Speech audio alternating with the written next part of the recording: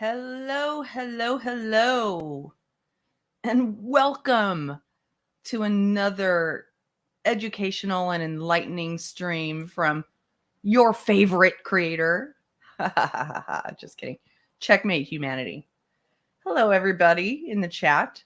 Thank you for being here. Please remember to hit the like button. Hello, Marie, and everybody else in the chat. Thank you, thank you, thank you, thank you for being here. So, I'm just going to come right out with it. Okay? Just going to come right out with it. Court TV, what the hell were you thinking? Who is vetting your TV segments? Who is vetting your Vinnie Politan guests on his on his show called Closing Arguments? We're going to talk about this, okay? Now, there's some of you who probably already know this about me, and some of you who don't. So I'm going to just remind you all, because I don't go through this all the time. But I have the right to ask these questions. That's funny. From prison to Politan.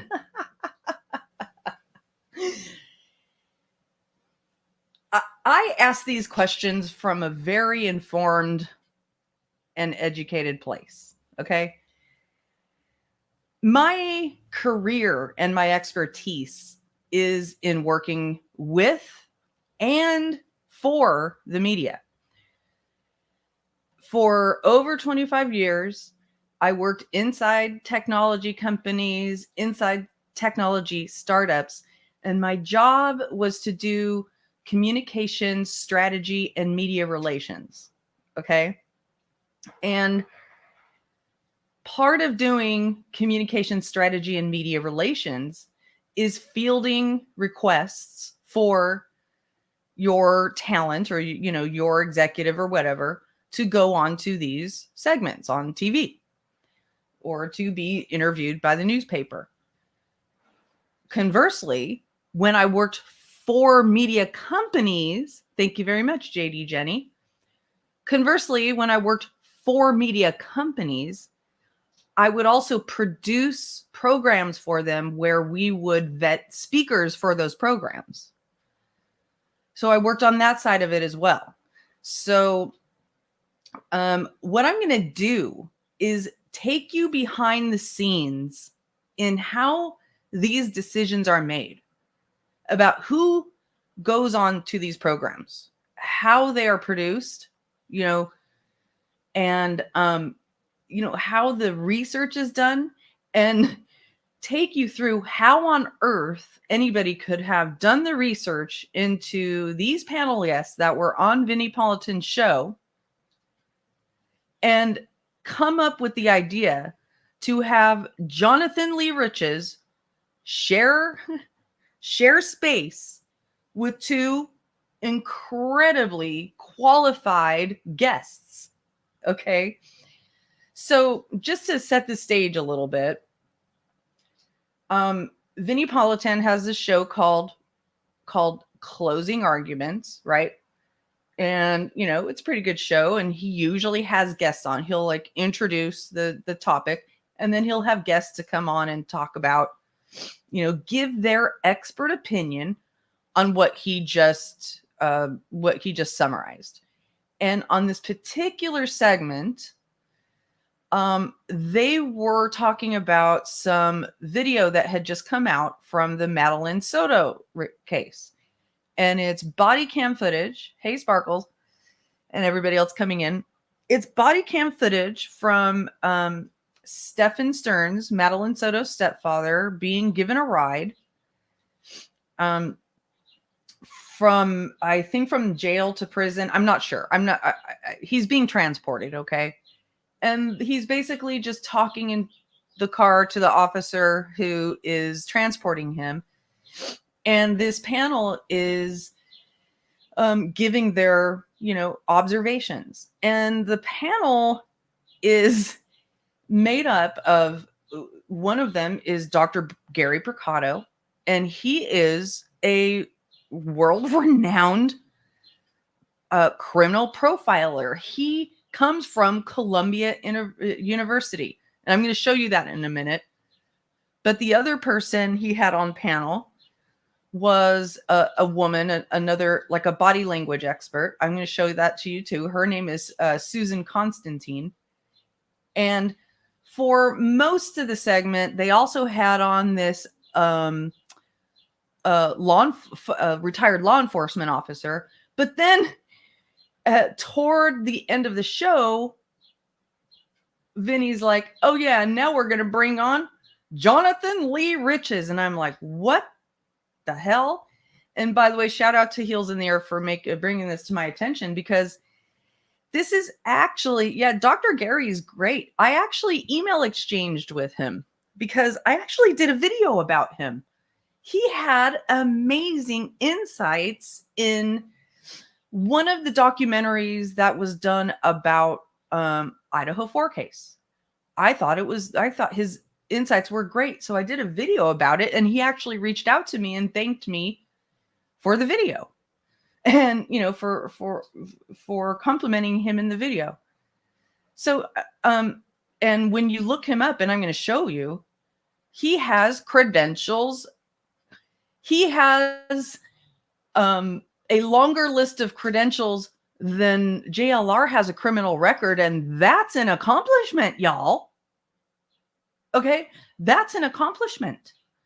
So what I'm going to show you right now is, you know, the things that you will see when you do your, let's say we are the producer of Vinnie Politan's closing arguments, and we are trying to figure out who should be the guest on this next segment that he's about to do. And we're considering Dr. Gary Brucato, Susan Constantine, and we get the idea to have Jonathan Lee Riches, okay? And we look at their profiles, and and then we decide to have we decide to go ahead and invite him to come on panel with these very experienced, very well credentialed people. If I were those people, I would be insulted. I would be pissed. And that is one of the things that you have to take into consideration when you're thinking about, should we have these panel guests be on panel together? Are they of equal caliber? Are we compromising our principles by having this panel guests on? And to be clear, my understanding is this is not the first time that Court TV has had Jonathan Lee Riches on their show. And I didn't cover it the first time because I was like, you know, anyone can make a mistake. And it wasn't like at that time they were really looking for his insights, if I recall correctly. But then when I found out that they did it a second time, I'm like, oh, no. And then when I went and looked at the actual segment that they did with him, and how Vinnie has these amazing insights from these very well-respected, very scholarly experts. And then they have who are clearly professional and clearly well put together. And then you get this yahoo in a freaking baseball cap who brings literally no insight whatsoever, nothing to add to the situation. And you realize they didn't vet this thing whatsoever. Hello, everybody coming in. Hippie Chick, Harlot, Tiffany. It's me, Tiffany. So, you know, I don't know if they have a relationship with this Vinnie guy. If they do have a quote unquote relationship with this Vinnie guy, and that leads them to, you know, take the low hanging fruit and say, oh, well, JLR will come on anytime. Let's have him come on. Well, we need to we need to cry. We need to cry for the future of media. Okay. So let's take a look at these credentials. All right. So we are the producer for Vinnie Politan, right? And just make no mistake, even though the producer is the one who is, presenting these ideas for and doing the vetting, ultimately it's Vinnie's decision about whether he has them on his air. Okay? So here is the background of Susan Constantine. All right. She is a MPSI, a leading authority on body language and its role in communication, leadership, and deception detection. She has 20 years of experience. She does personalized coaching, training courses. This is from her own website. She's also highly regarded in the legal industry for her expert consulting, training, education services. She's worked with the Department of Defense's Office of the Inspector General and various public defender and state attorney offices, helping professionals in these fields to blah, blah, blah, blah, blah. She's a certified expert in EIA's 6-channel analysis system, scans, a scientifically supported behavior analysis system. So she's taken classes. She's taken credentialed courses. She's been trained. She's certified in facial action coding system developed by psychologists. And on and on and on. Now that's from her own, very nicely put together website. You jump over to her LinkedIn, and also LinkedIn is something that you self-populate. So, it's good to always try to double check credentials as well and go through different things. But you see, even on her LinkedIn, that she's been the president of something called the Human Behavior Academy for 16 years. And she has a master's degree. Okay. So, and also she's been on the program. I've noticed that she's been on that program several times. So this woman has earned her spot. Okay. She knows what the hell she's talking about. She actually gives insights where when you hear her talk, you go, oh, I wouldn't have thought of it that way. That's really interesting. Okay. So, okay, she's on. And she's probably already, she's already probably a known quantity to them. So it's a no-brainer, right? So then you get to Dr. Gary Brucato. Now, like I said, he's already been seen on documentaries about the Idaho 4, where he gave amazing insights. I did a video about that. You look at his LinkedIn and you see that he has extensive credentials. Okay. He is the assistant director and externship training director at COPE, the Columbia University Medical Center, and the New York State Psychiatric Institute. And I've read his credentials before. He actually created a serial murderer database, like a character traits database about serial killers, you guys. He's the creator of that database. This guy, he has a PhD. And when he comes on and he talks about cases, he provides insights. Okay. And I'm sure, like, and also he's been on a number of programs, right? So then you think about, okay, so we got these two great potential panel guests. They are credentialed up the freaking Yahoo. Who else should we think about having come on to this panel? Is it well enough rounded out? Can we just leave it at that? Or should we have a YouTuber come on who has literally no credentials whatsoever, except that he has become famous or infamous for creating havoc in people's lives with lawsuits? He tried to scam you too, Wild Heart?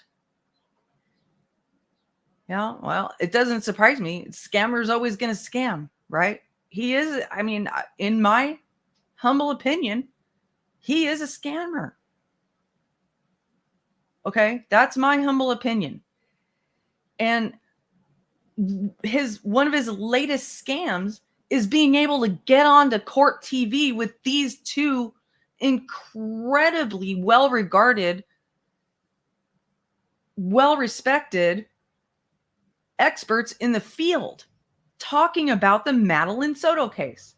So let's jump to, when you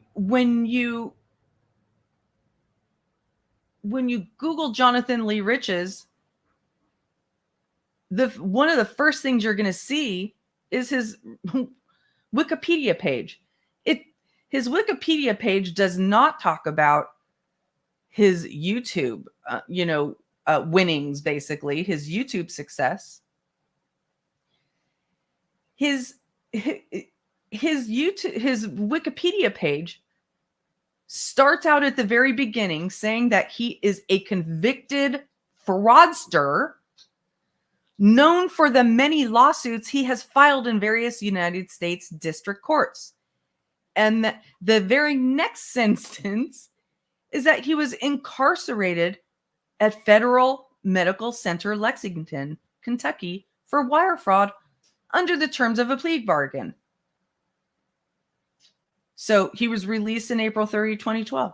So you go through the history and it talks about, the number of lawsuits he's actually filed are under dispute. But you look at the people he has sued, the New England Patriots. I read somewhere that the first lawsuit he ever filed was against his mother.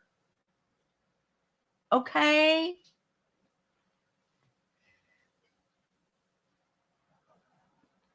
Okay.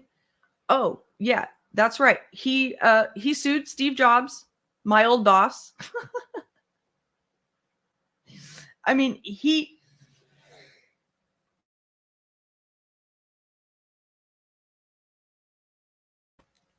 this is what he is known for. Okay. He's spent multiple years in jail. Okay. And this is all written on his Wikipedia page. What was it that the producer for Vinnie Politan was looking at when they were trying to decide, should we have this guy, this Jonathan Lee Riches, on our channel? Well, did they look at his Wikipedia page? There are several Wikipedia entries for Jonathan Lee Riches, and it's impossible to tell which one is his.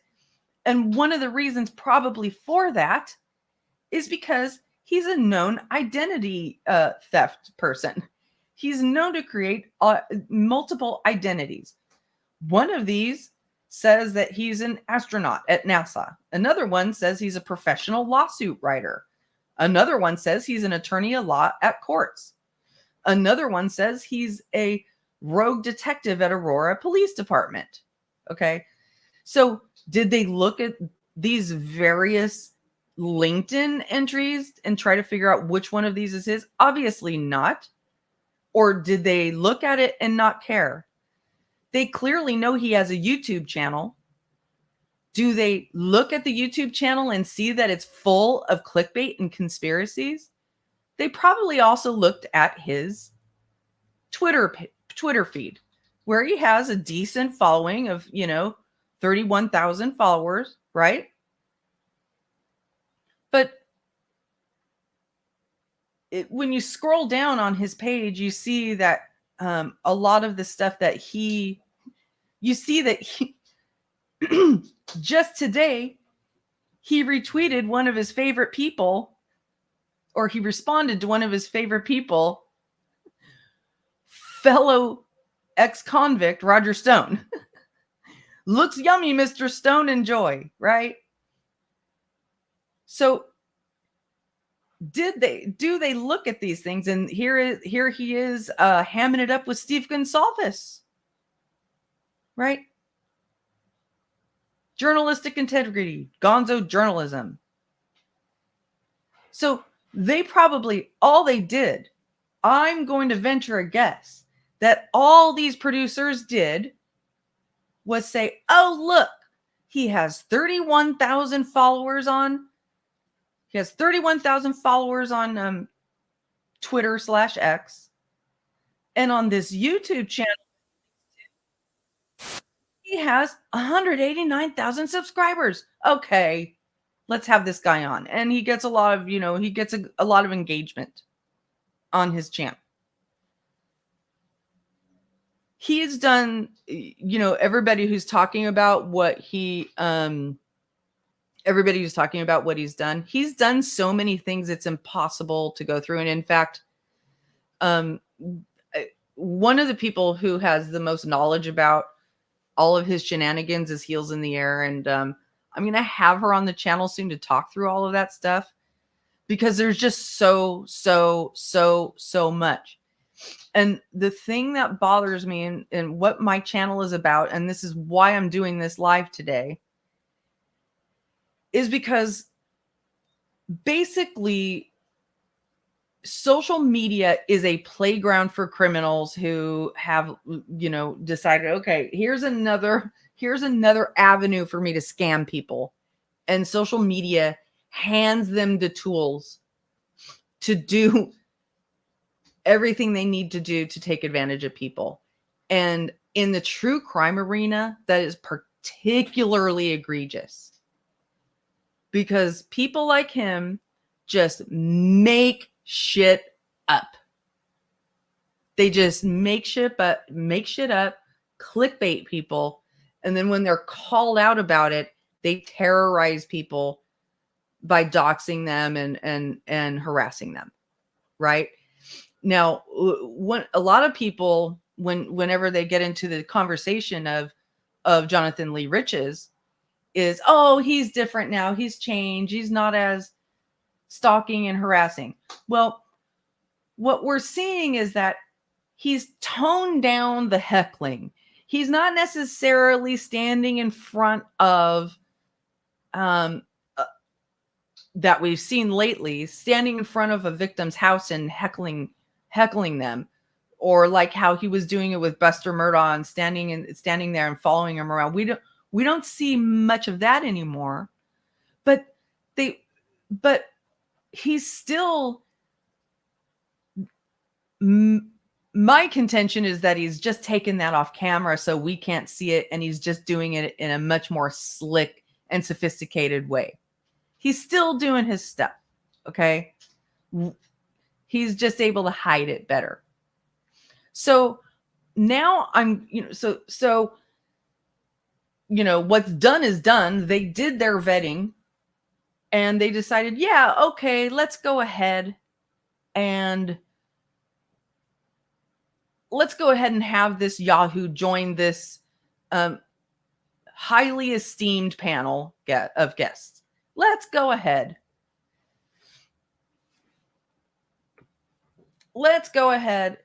And have this. Let's go ahead and have this Yahoo join this panel of well-esteemed guests. So I'm going to now show you his contribution to the conversation. Okay. Now, the thing I find interesting is that I have not been able to find this on YouTube. I only find this on Court TV's website. And again, I may be missing something. Jonathan Lee Riches played it on his channel. I'm not playing this from his channel.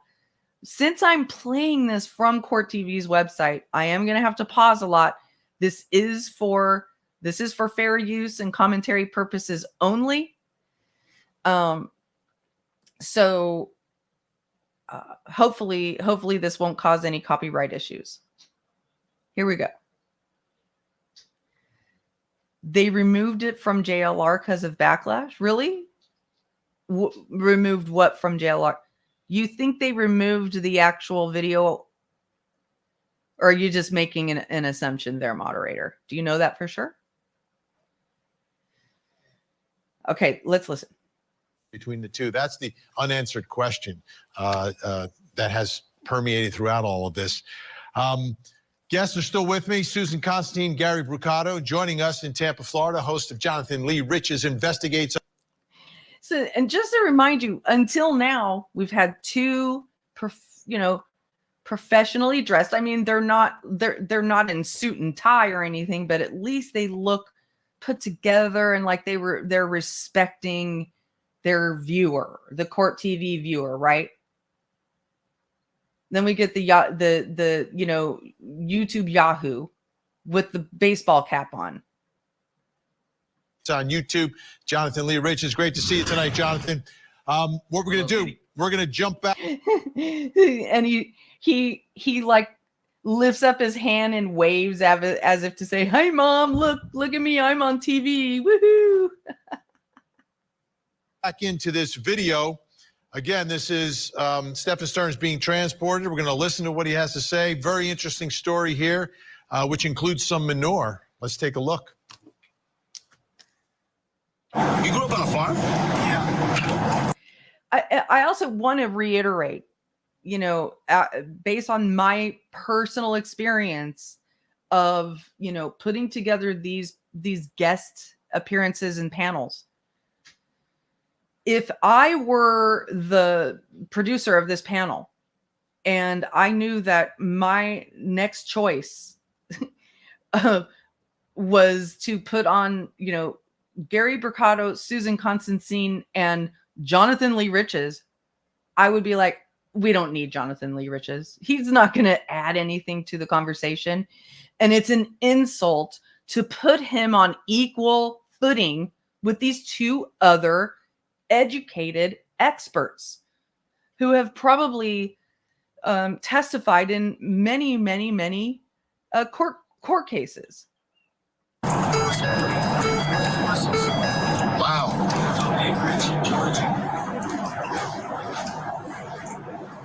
This love-hate thing. It's pretty horses. So, moderator, this was just from April. This was aired on April 11th on the website.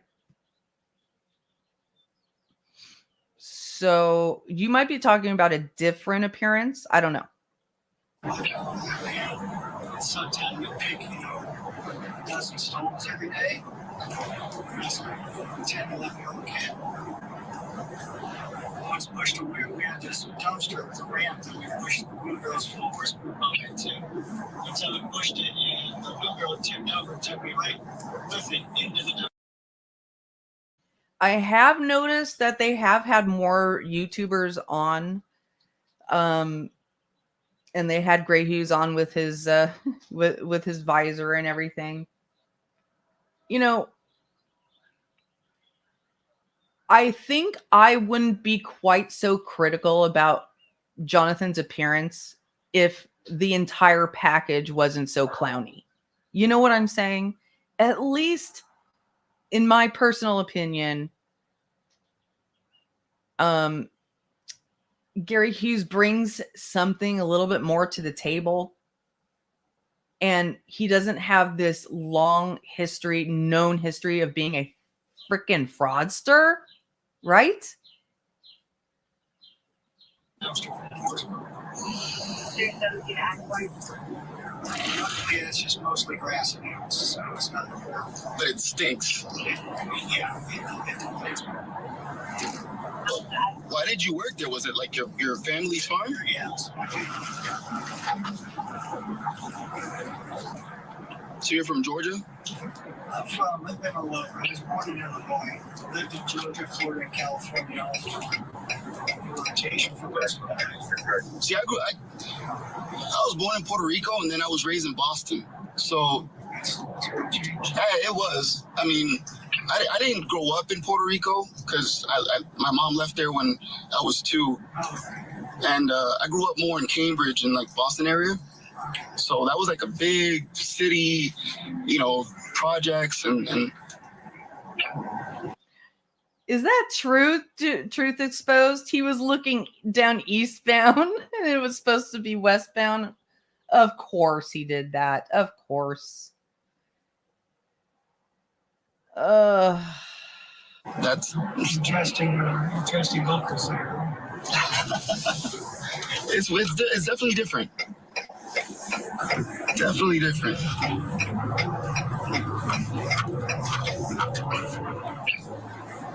And then I moved down here. So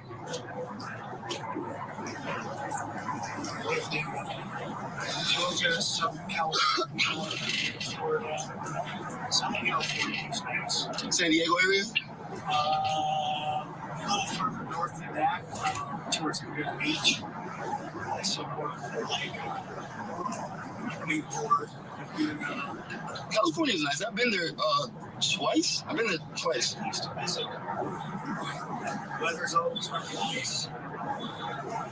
So I lived there for a month, so really nice too. Easy to see some good people.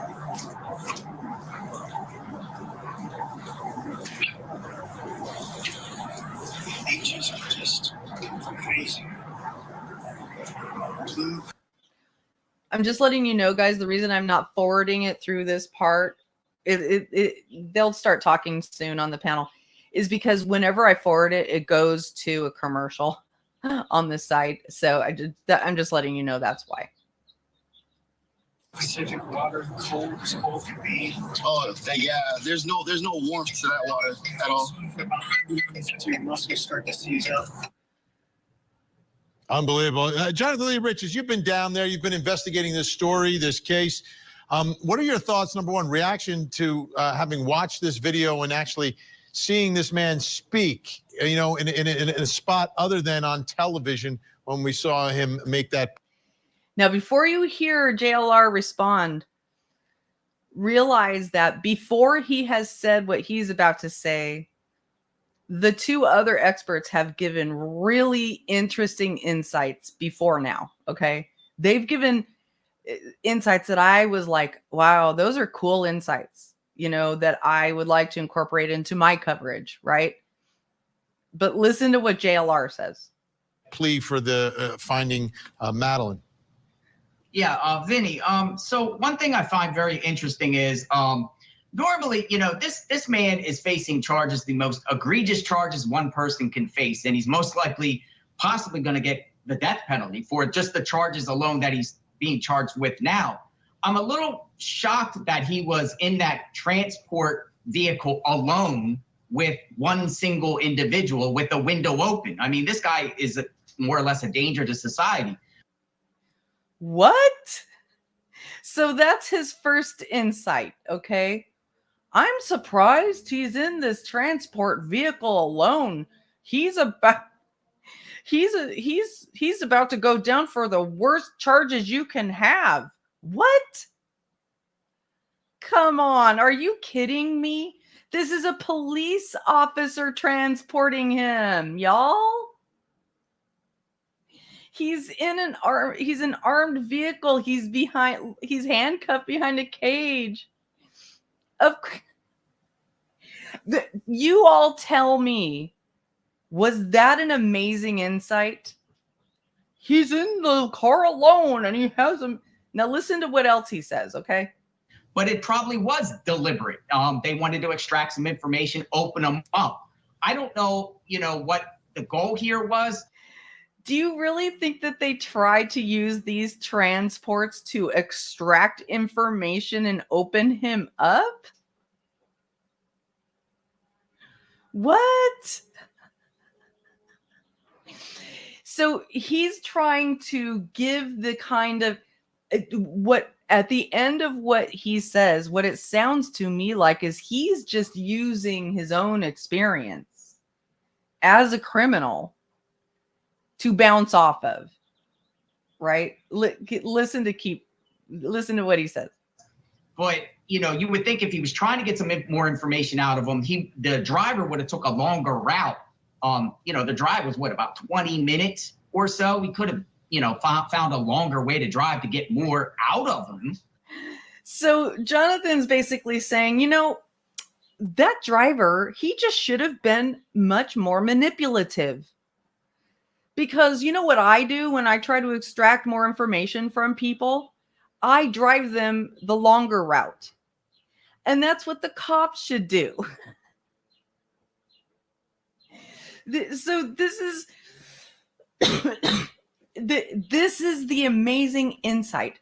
And I as I'm watching this segment, I keep thinking to myself,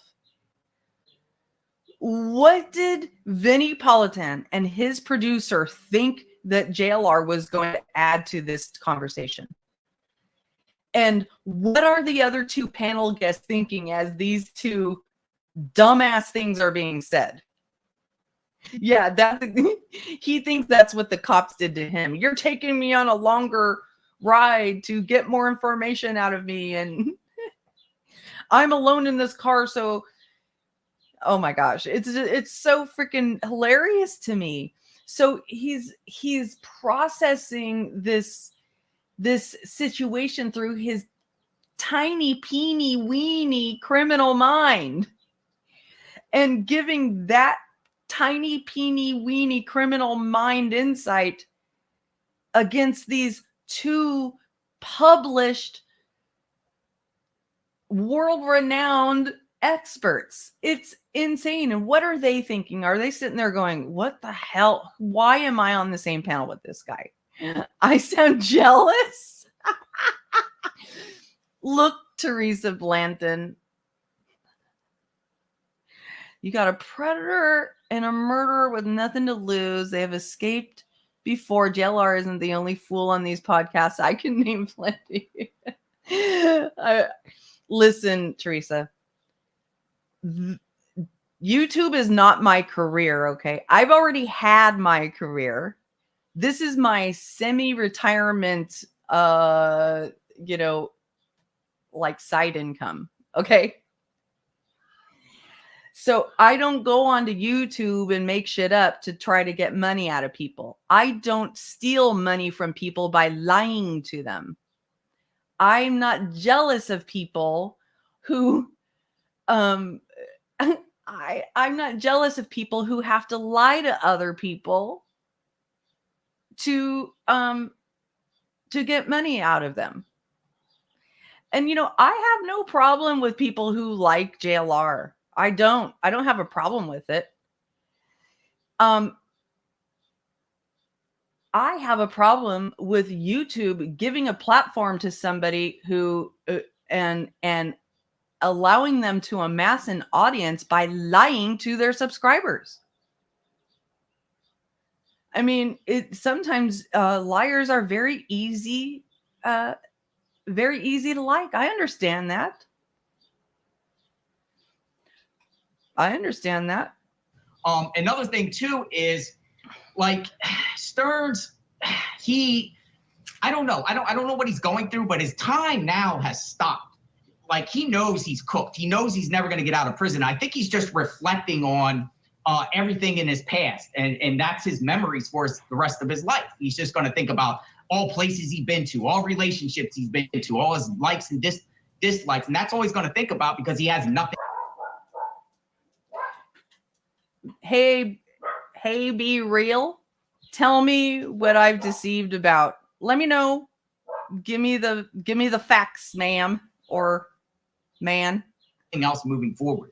No, maybe a few trips to the courtroom if he decides to go. He's waived all of them so far. Dr. Gary Brucato, what'd you pick up there? He's given a little bit of his background, his story, a little bit about where he's been, where he's grown up. Well, one of the characteristics that I picked up that I have seen in a lot of other offenders against children that I've interviewed over the years is that he's an intensely visual person not particularly verbally adept. As I said, it's very glib when he talks, but he paints pictures that suggest that this is a person more accustomed to a lot of silence and a lot of looking and visualizing. And remember that this is a person who kept copious videos of his offenses, right? Of the things of which he's accused.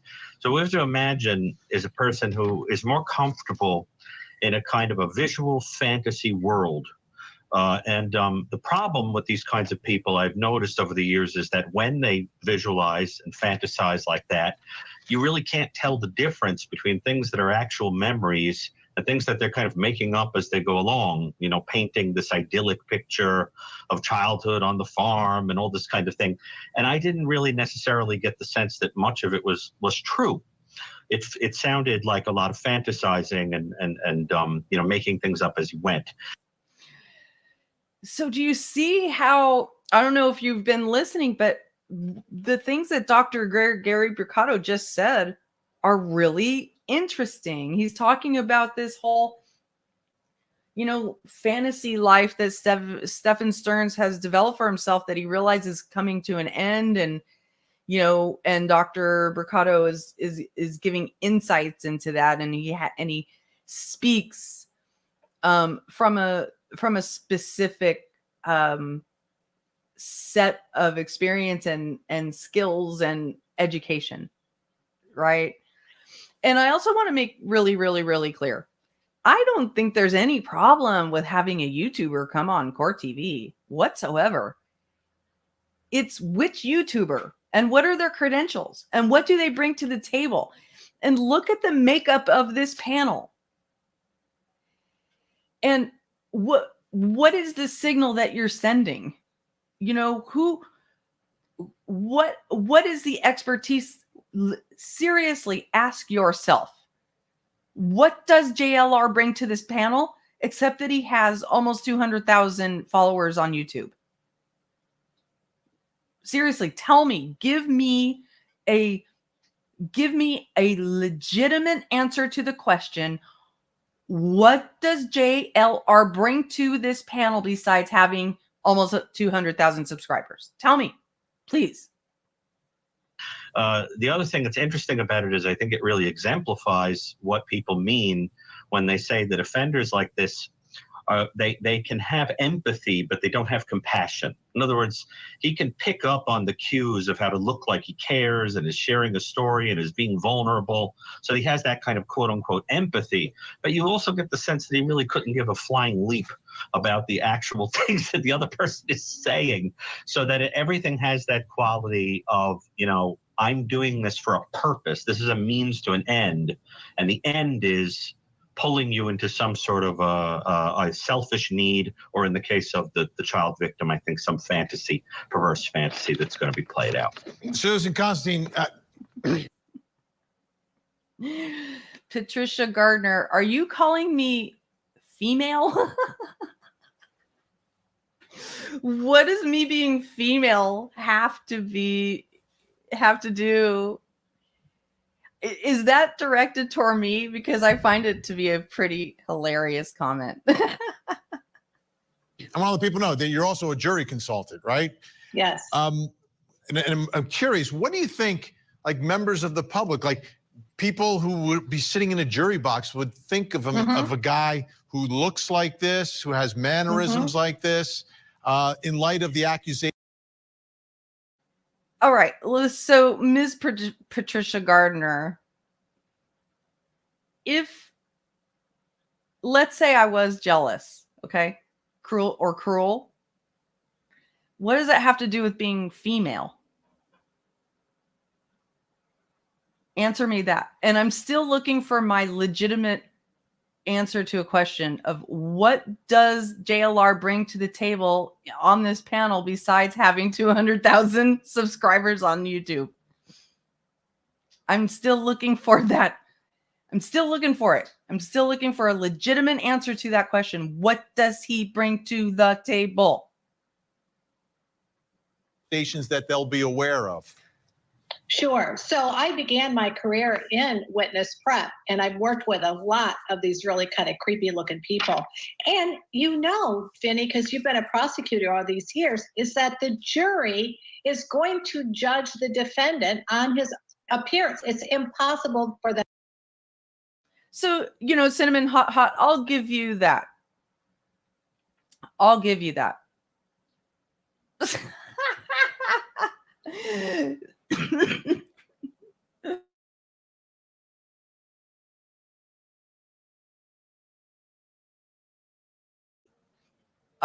where was I going with that? I'm having too much fun reading Patricia Gardner's comments because I'm not bashing anyone. I'm giving my opinion, first of all. Second of all, if I'm a woman, what does that have to do with anything? Are you saying that I could be a Martian and I could bash somebody? I don't get it. So whenever anybody gives an opinion, and it might not be a glowing, just incredibly effusive opinion about somebody, that means they're jealous and they're bashing them. Come on now. Come on. Come on now. Use your logic. Use your logic. Now, so Teresa Blanton, is that the only good quality in life, is to go boots on the ground? So no, I do not find value in going and harassing true crime victims and their families. I don't find value in that. I find value in people spreading awareness. Has JLR ever solved a criminal case by being boots on the ground? Please tell me, help me understand that. Has he ever I sound like a female gray goose.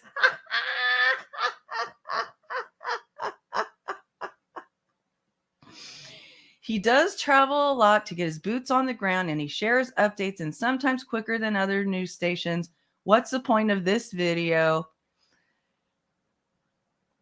My point is that he is not qualified to be on this panel on Court TV. Court TV, even though it is a cable channel, and cable channels always do have lower standards than national news channels, that they are lowering their standards, and that they're putting him on the same par with credentialed, educated experts. And I'm giving my opinion about that. That's what this video is about. He's bringing info. So, but how do you feel when the information is wrong? Are you okay with him spreading misinformation? Because he does that a lot. He does it a lot. He does clickbait.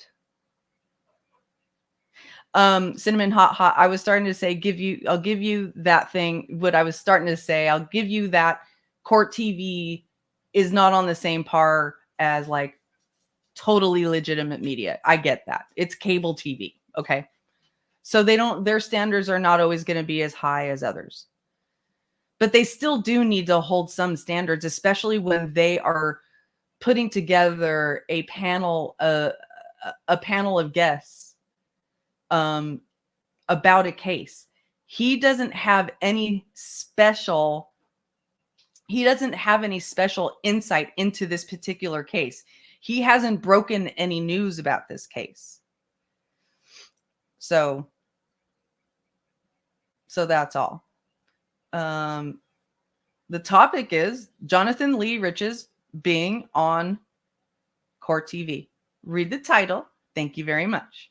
So let's keep going with this and see if there's any more insight, any more commentary to give on the video. Them not to. So with the dark beard, which tends to look very villain-like, and also that he's hiding information, just being kind of masked behind that dark beard, is going Okay, I'm going to comment on this right here. It says, he is entertaining. It's an entertainment business. No. True crime is not entertainment. And that's the issue here. Okay? True crime are people's real lives. And when you use people's real lives, traumas, and tragedies as your entertainment, as a means of pushing an entertainment agenda, you're looking at it through the wrong lens. Okay? It's content. I wish a little bit louder, or whatever your name is. It's content that gets advertising sold against it. But when you look at it as entertainment, you are dismissing and diminishing the trauma and the tragedy that the real people are going through in that moment. Okay? So when people like JLR, another one who does this, makes it into clickbaity entertainment value, is Drip Drop from Crime Circus. It's incredibly disrespectful. There's a fine line between content and entertainment. And hey, we're just going to have to agree to disagree. Let me ask you this. Do you think that if JLR wasn't able to make money off of making up clickbait titles, that he would be able to, that he would actually care about these cases? Do you think? JLR is a troll too. He's a known troll. I mean, the idea, I don't see that in his behavior that he's changed very much. He just does it in a different way. And real smart trolls and real experienced trolls know how to shapeshift to the situation.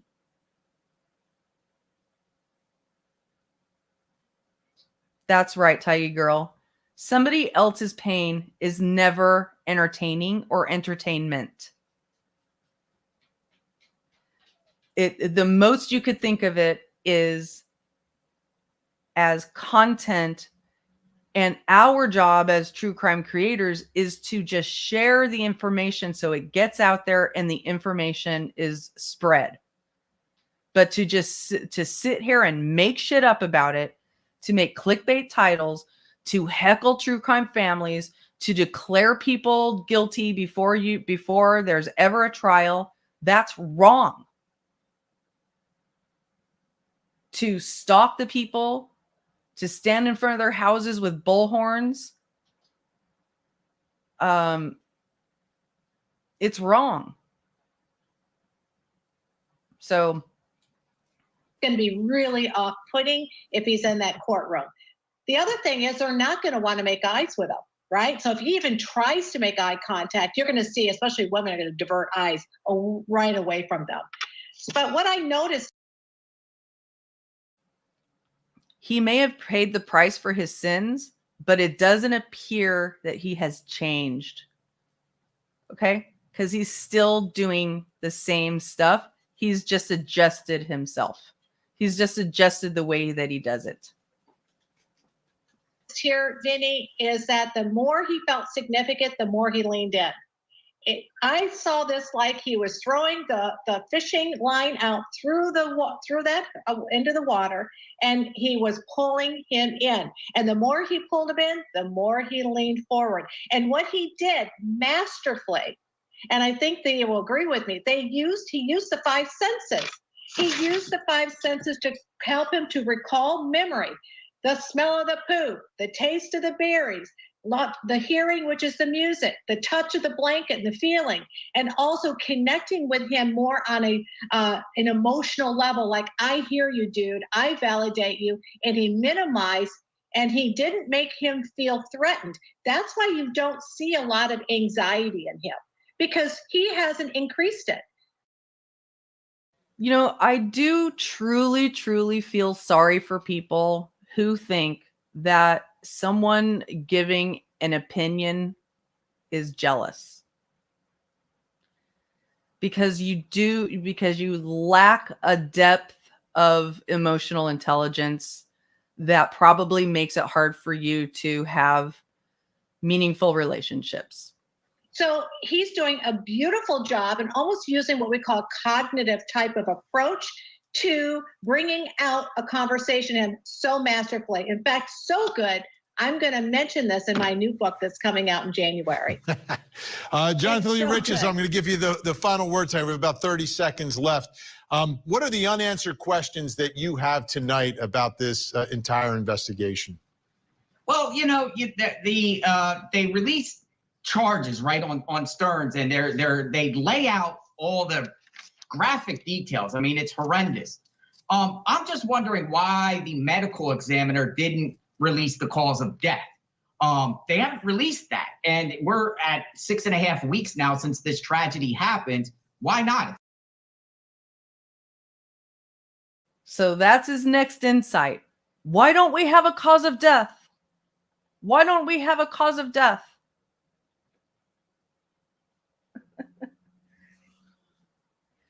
I'm sorry. We have this incredible insights, these behavioral analysis from these two well-respected people, and then Jonathan's like, why don't we have a cause of death? If you're going to release the other details of what he did with his electronic devices, you would think that the medical examiner would release the cause of death. The cause of death, I think, is important.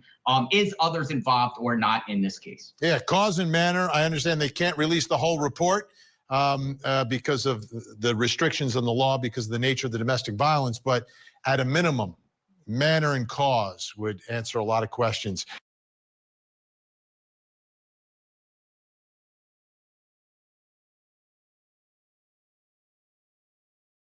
So there you have it. You tell me, did Jonathan Lee Riches add value to that panel? Did you learn anything from his appearance there? Was that did that give Court TV a good standing? You know, did that better their reputation, or did it worsen their reputation? Yeah, I agree, Tony Martinez. I totally agree. So I just what do you want the poll to? I'm happy to do a poll, Daz. What would you want? What's the question in the poll? And you know, I will personally say that if I was let's say I was a PR representative of Dr. Gary Brucato or Susan Constantine, I'd be contacting that producer or Vinnie, and I'd say, please, please, please, please, if I am ever on your show again, do not put me on the show with that guy. Don't put me on the same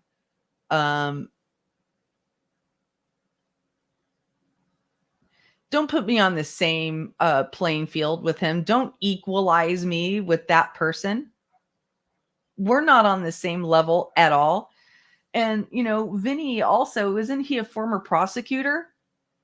Why would Vinnie put, you know, this guy on the same level as him? And what it makes you see or feel is that Court TV is starting to kind of get into bed with certain YouTubers and developing favorite YouTubers. Yeah, he's trolling. That might be it. It may be that they're just trolling. But they need to, you know, Court TV needs to realize their place in the world. They are an actual cable channel with far more viewers outside of YouTube than on YouTube. All right. They need to pay attention to that audience more than their YouTube audience. So, anyway, to say jealous just sounds very low intelligence. Anytime anybody says you're saying an opinion, you're jealous, I'm like, okay, you have an incredibly superficial idea of human emotion.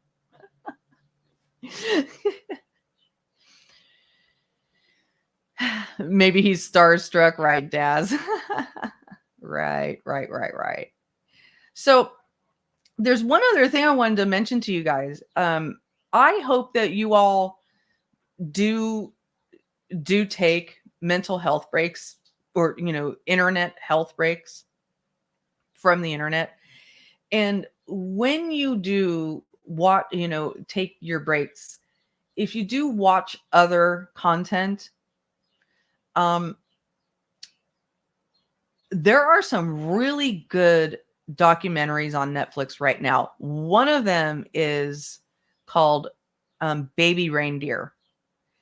And Baby Reindeer is it's a series about a first person's account about being hella stalked by a woman. And the story is harrowing, but it also gives you the really complicated emotional journey that a person has when they are being stalked by somebody. And you can, even though this was an in-person stalking case that this guy went through, you could also see how this same type of stalking plays out on YouTube, because it happens on YouTube all the time as well. So I highly recommend that series. It's called Baby Reindeer, Veruca.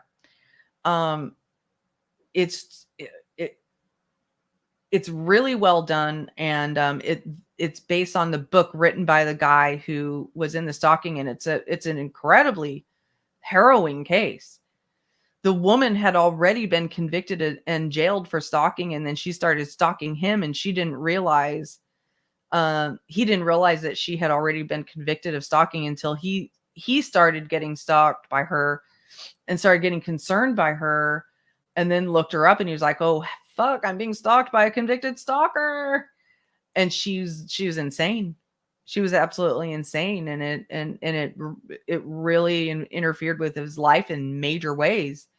But his feelings were complicated because he was going through a very insecure time in his life, and he liked the attention. So sometimes sometimes he would actually go back for more because he liked the attention. So it shows you how these abusive relationships can be incredibly confusing. And they start out where you actually like the person because they've love bombed you, and they've complimented you, and they've preyed on a vulnerable part of you that, needs to be fulfilled. So anyway, I wanted to recommend that. And I just want to say, man, Court TV and other cable TV channels that cover true crime, please do better. Be a better example, because the true crime genre on YouTube is already suffering. We've got absolute yahoos on here who are exploiting true crime families and true crime victims. And because the YouTube algorithm likes and promotes and escalates their content more than legitimate content, they look more legitimate, they are seen more, and it's giving the YouTube true crime community a horrible, and just the social media the social media true crime community, a horrible reputation. And, eventually it's going to swing to the other direction. Eventually something is going to happen. And this is my prediction. Okay. This is my prediction. And it could be a optimistic prediction.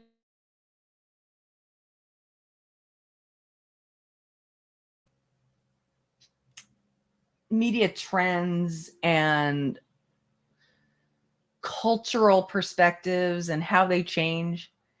I think that at a certain point, a sleuther or a true crime YouTuber or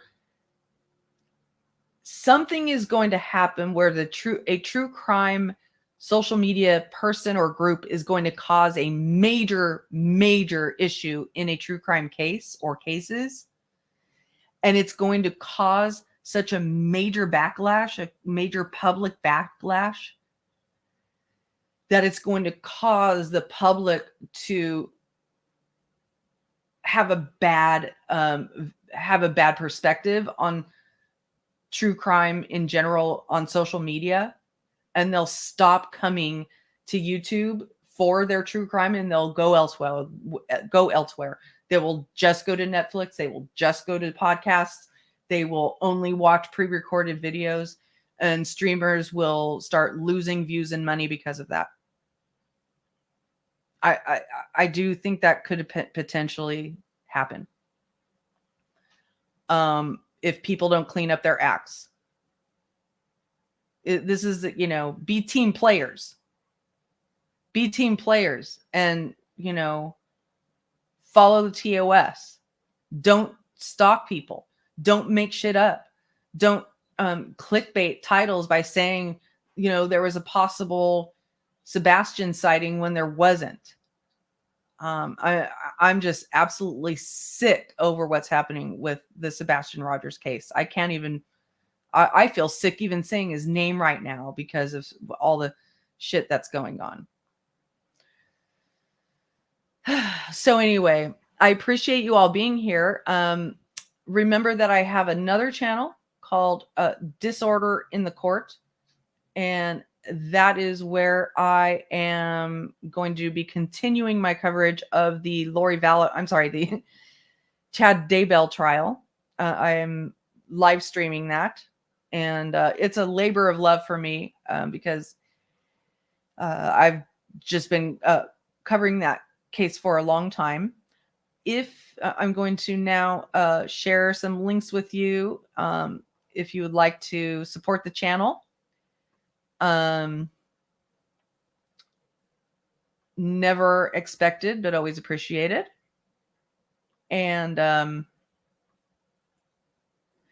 if you weren't able to join live, I look forward to seeing your comments.